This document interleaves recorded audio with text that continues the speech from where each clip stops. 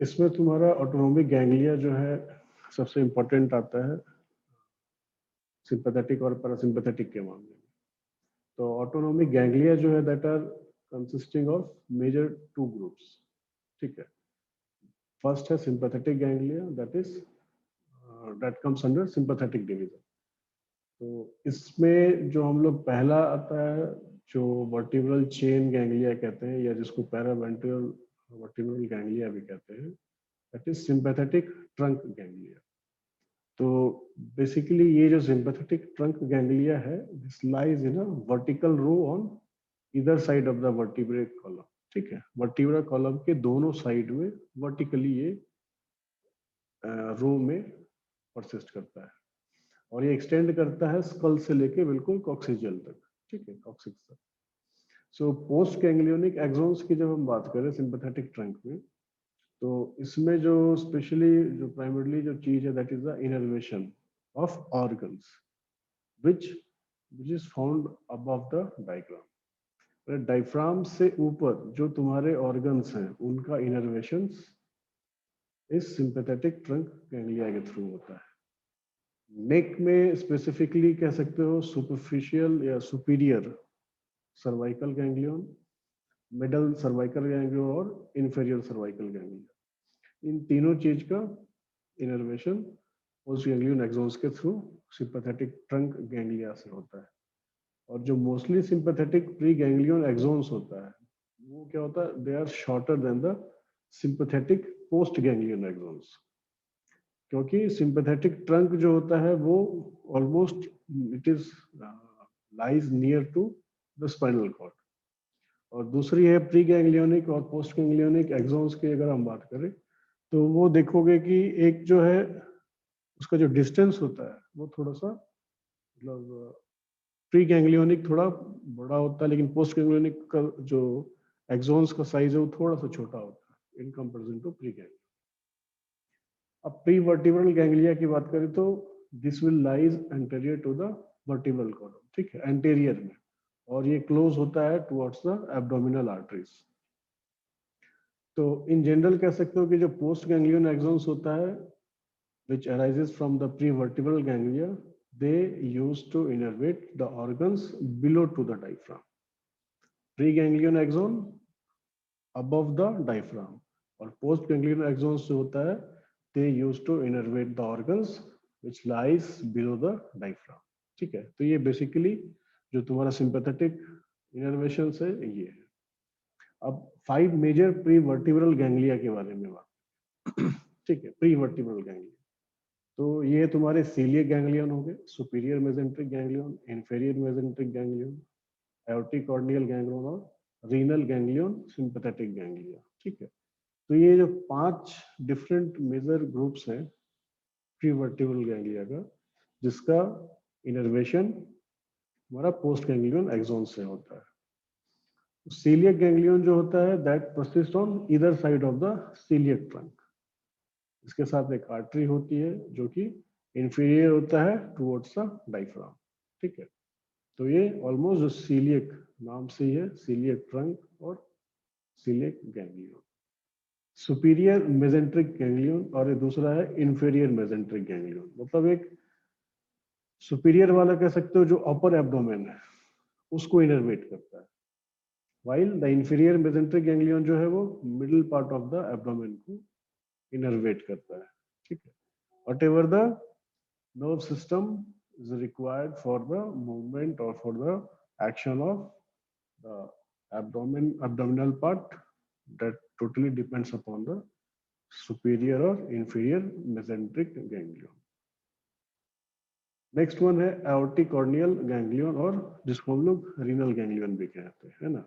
तो ये जो होता है ये it is present near about the renal artery.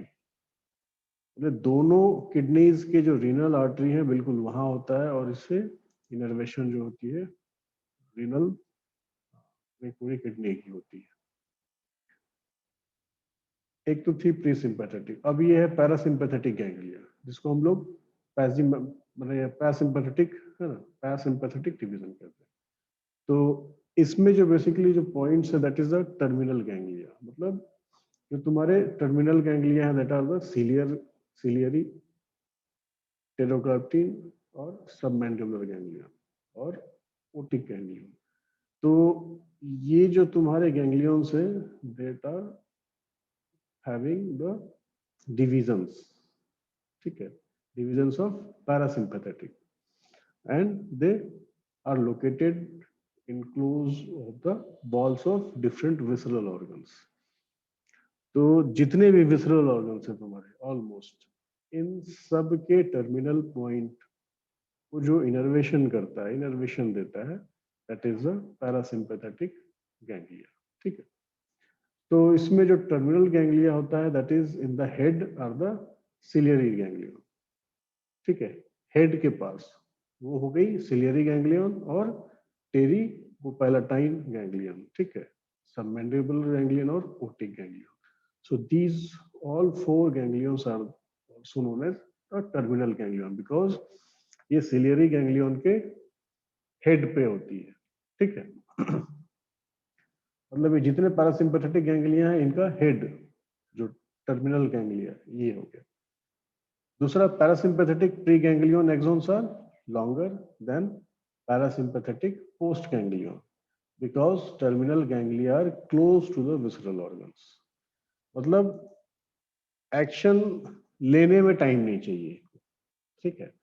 कोई भी एक बार जब न्यूरॉन्स के थ्रू, नर्वस सिस्टम के थ्रू, मतलब सेंसरी नर्व्स के थ्रू अगर कोई मैसेज आती है तो उसमें थोड़ी सी टाइम जरूर लगती है, लेकिन इसको एक्शन में आने में बिल्कुल भी टाइम नहीं लगना चाहिए। So whatever the action is required regarding any visceral organ, that will be completely connected or you can say innervated by the pre-sympathetic ganglions. ठीक है? So because of the locations of ganglia, sympathetic post-ganglion fibers are relatively long. जबकि parasympathetic post-ganglion जो होता है that are relatively or comparatively shorter than the post-ganglion. ठीक? Sympathetic post ganglion से parasympathetic post ganglion का जो लोकेशन होता है या लंबाई होता है दैट इज मोर। अब सिंपैथेटिक डिवीजन की जब बात करते हैं तो एक बार जब कोई एक्सॉन्स सिंपैथेटिक प्री गैंग्लियन का अगर पास करता है सिंपैथेटिक ट्रंक के थ्रू तो that will complete the connection. मतलब हालांकि प्री गैंग्लियन और पोस्ट गैंग्लियन न्यूरॉन्स दोनों जुड़े हुए हैं, बस डिफरेंस ये है कि एक विसरल ऑर्गन के पास है और दूसरा विसरल ऑर्गन से दूर है। तो तुम्हारा जो पैरासिम्पैथेटिक पोस्ट गैंग्लियन फाइबर्स है that are nearer to the visceral organs. तो ये जो है इसका काम है मोटर नर्व्स का, ठीक है। तो जो भी सेंसरी के थ्रू मतलब सिंपैथेटिक पोस्ट गैंग्लियन फाइबर्स के थ्रू जो सेंसरी नर्व्स सीएनएस पे एक्ट करता है वही फिर पैरासिम्पैथेटिक पोस्ट गैंग्लियन फाइबर्स के थ्रू विसरल ऑर्गन्स पर उस एक्शन को कंप्लीट करवाता है। So an axons may synapse with postganglionic neurons in the ganglion it first reaches, ठीक है, तो पहले पहुंचता है पोस्ट गैंग्लियोनिक न्यूरॉन पे। इसके बाद क्या है, an axons may ascend or descend to a higher or lower ganglion before synapsing with post ganglionic neurons। और ये जो नेटवर्क होता है इनकमिंग एक्सॉन्स का that are collectively known as sympathetic chains और सिंपैथेटिक ट्रंक, ठीक है। तो ये क्या किया, सबसे पहले जो इनर्वेशन है तुम्हारा जो सिग्नल है, ठीक है, उसको लेके आया कि स्पेसिफिक विसरल ऑर्गन को क्या करना है ना। उसके बाद कैसे करना है, कब कर देना है, ये पोस्ट गैंग्लियोनिक न्यूरॉन्स के थ्रू उस ऑर्गन को पता चला और ये तुरंत होता है ना, relatively faster than the previous one. So without synapsing, an axons continue through the sympathetic trunk ganglion to end at prevertebral ganglion and synapse with postganglionic neurons there. Without synapsing कहने का मतलब है कि अगर माइलिन शीथ अगर किसी कारण से टूट भी जाती तो भी ये जो कनेक्शन है दैट विल गोज कंप्लीटली, ठीक है।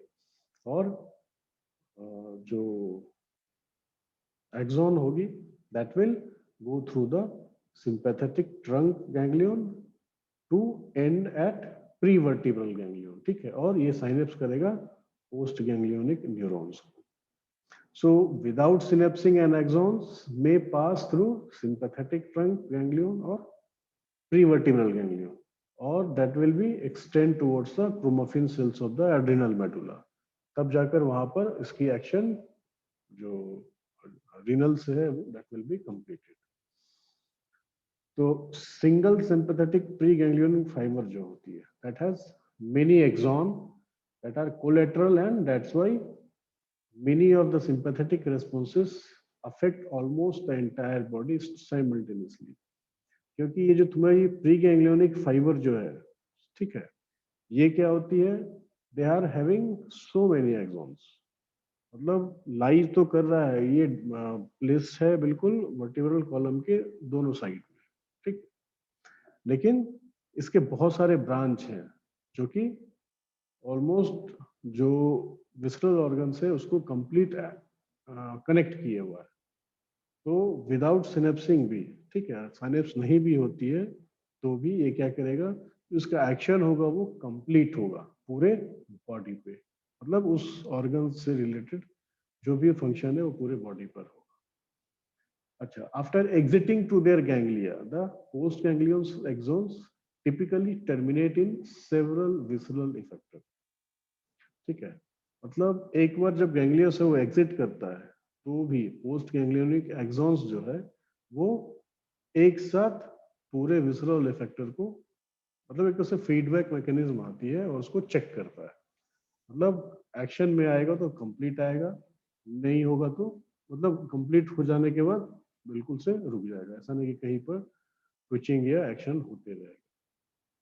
तो इफेक्ट्स की अगर हम बात करें regarding the sympathetic nervous system, तो इसमें जो मेन चीज आती है that is the sympathetic system prepares the body to meet emergency demands and is primarily involved with processes that expend energy, ठीक है, जितनी भी एनर्जी रिगार्डिंग थिंग्स है that are meet out in any emergency condition during physical और emotional stress, ठीक है, किसी भी तरह का अगर फिजिकल या इमोशनल स्ट्रेस आती है एनिमल्स को, तो जो सिंपैथेटिक डिवीजन होती है that will dominates the parasympathetic system, और ये क्या करता है, एक बार डोमिनेट होने के बाद जो उसका एक्शन होता है दैट इज लाइक फाइट और फ्लाइट रेस्पॉन्स, तो उस हिसाब से ये एक्शन में आता है सबसे पहले, ठीक है, that is due to the sympathetic division.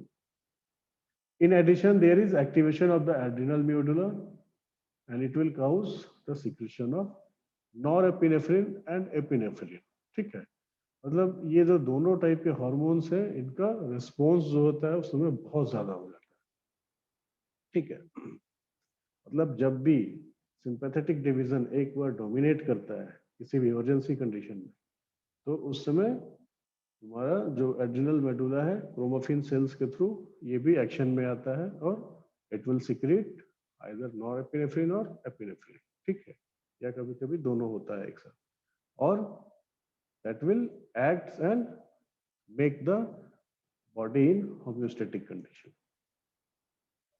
अब इनकी अलग अलग अगर यूनिट वाइज बात करें लाइक कार्डियोवास्कुलर सिस्टम, तो किसी भी तरह की जब इमरजेंसी कंडीशन आती है कार्डियोवास्कुलर सिस्टम में, तो उस समय ये क्या करता है, it will increase the heart beat, ठीक है, वो उससे क्या होता है, ब्लड सप्लाई जो होती है कार्डियक मसल में वो इंक्रीज कर जाती है, कोरोनरी आर्टरी जो है वो डायलेट करती है, ठीक है, तो इस तरह से और भी जैसे ब्लड प्रेशर को भी मेंटेन करती है, मतलब पेरिफेरल रेजिस्टेंस जो है उसको बढ़ा देगा, ब्लड प्रेशर को कंस्ट्रिक्ट कर देगा the towards the small artery, ठीक है, और इस तरह से ये क्या करता है, ब्लड सप्लाई को बहुत ज्यादा बढ़ा देता है, ठीक है, स्केलेटल मसल में, हार्ट में, ब्रेन में, इवन डाइजेस्टिव सिस्टम भी जो है तुम्हारी सिक्रेटरी ग्लैंड्स जो है वो बहुत ज्यादा एक्टिव हो जाते हैं, प्रो एक्टिव हो जाते हैं, और at the same time it also accelerates blood coagulation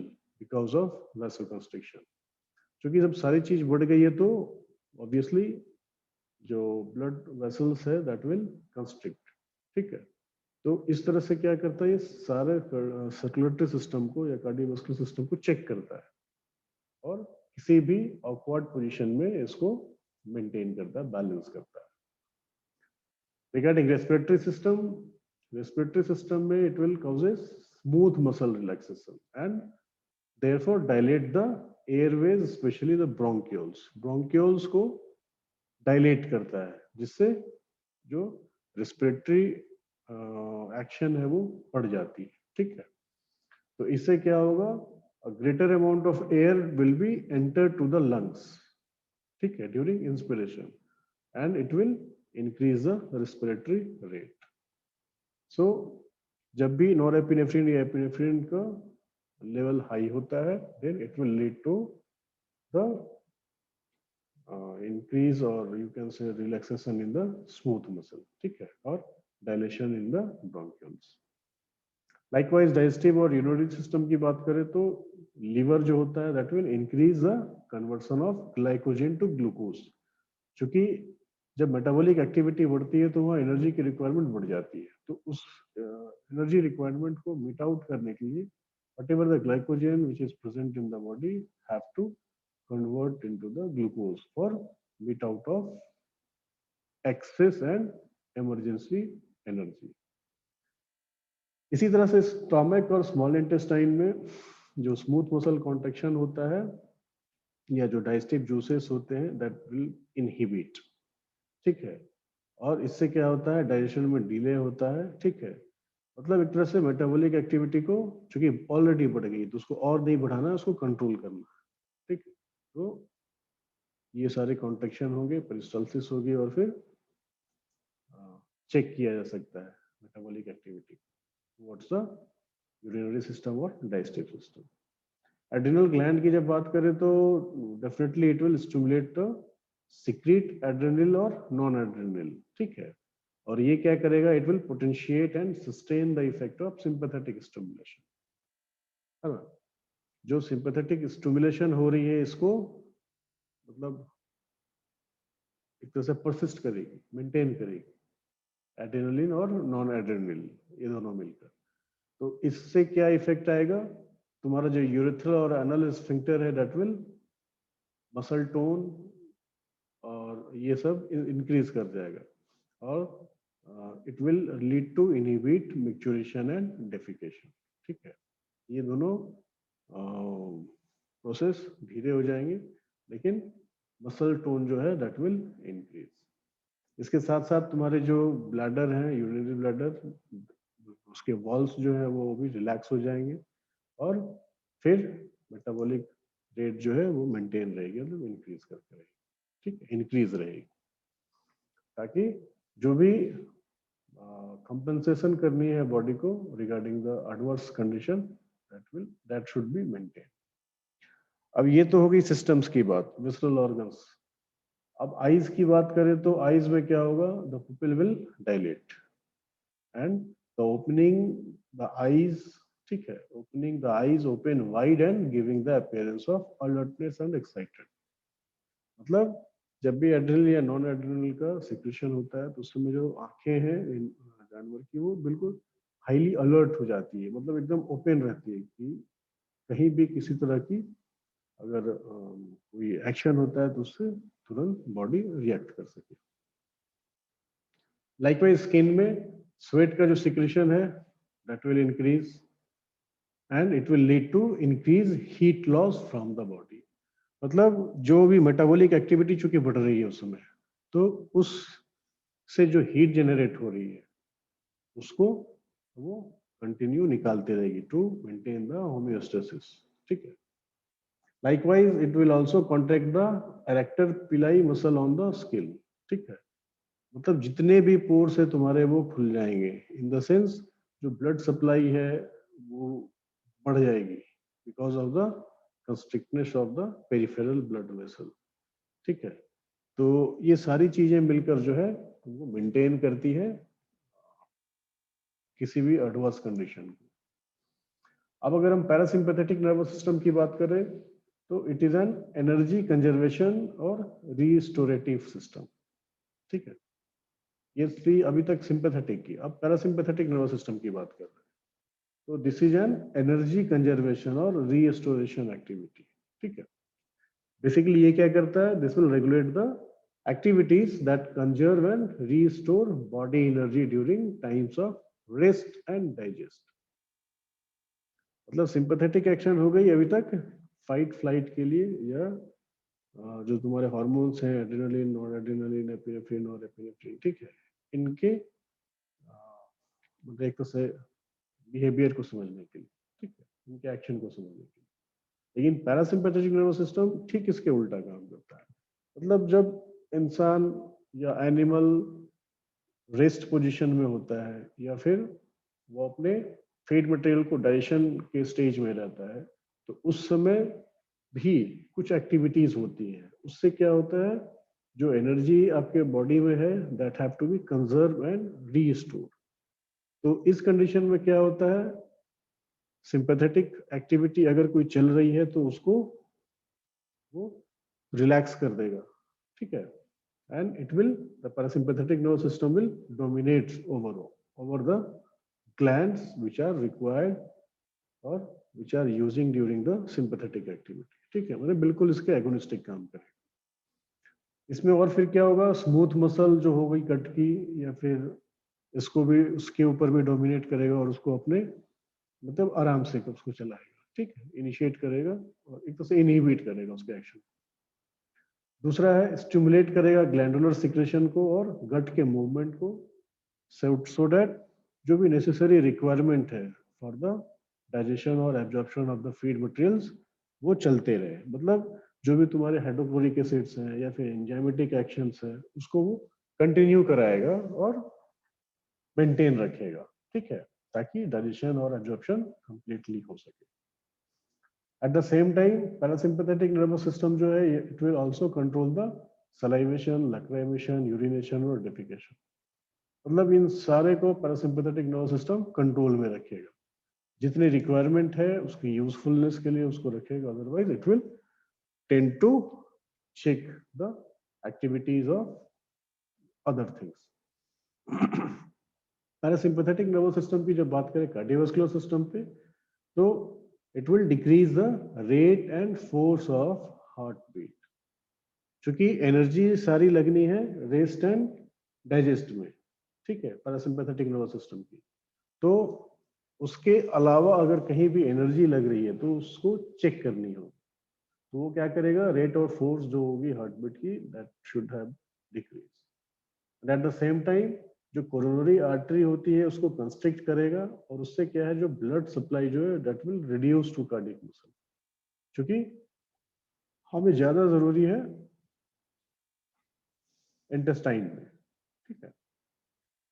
respiratory system की बात करें तो it will produces contraction of smooth muscle in airways walls and it will cause the constriction of the respiratory wall, ठीक है। Specially जो bronchioles है या bronchi है उसको ये कंस्ट्रिक्ट करेगा। आई की बात करें तो जो प्यूपिल है दैट विल कंस्ट्रिक्ट, जो आईलिड्स है that will tend to close and giving the appearance of sleepiness. इसलिए देखते हो खाने के बाद जब रेस्ट एंड डाइजेस्ट का स्टेटस होता है तो animal tries to take some rest. तो किसी तरह से सांस भी है वो इत्मीनान से चल रही है, जो हार्ट बीट है वो भी अपने एक रेंज में है ना, बहुत ज्यादा नहीं, जितने रिक्वायरमेंट है उतनी ही काम कर रही है। आईज भी बिल्कुल लेथार्जिक हो जाएगी, अगर जरूरत है तो वो एक्शन में आएगा, अदरवाइज ठीक, it will tends to try in the rest position. ठीक वैसे ही डाइजेस्टिव और यूरिनरी सिस्टम की बात करें तो लीवर जो हो गया वहां conversion of glucose to glycogen and secretion of bile are increase. मतलब जो भी डाइजेशन से रिगार्डिंग चीजें हैं, एमल्सिफिकेशन होगी या वो चीजें बढ़ जाएंगी, और जो एनर्जी फॉर्म है that will again restored in the form of glycogen, ये लीवर में होगी। स्टोमक में और स्मॉल इंटेस्टाइन में मोटिलिटी और सिक्रेशन जो है that will increased because to maintain the rate of digestion and absorption of food, ठीक है। तो मोटिलिटी और सिक्रेशन जो भी हार्मोन्स के और एंजाइम्स के, दैट विल इंक्रीज। पैंक्रियाज में सिक्रेशन जो होगी पैंक्रेटिक जूस की और हार्मोन की, that will also increase. Urethral and anal sphincter में रिलैक्सेशन जो होगी यूरेथ्रल और एनल स्फिंक्टर की, या मिक्चुरेशन या डिफिकेशन की, दैट विल अकर्स। ठीक है, यूरेथ्रल और एनल स्फिंक्टर रिलैक्स होगी, मिक्चुरेशन और डिफिकेशन जो है दैट विल कंटिन्यूस। तो ठीक है, आज के क्लास में बस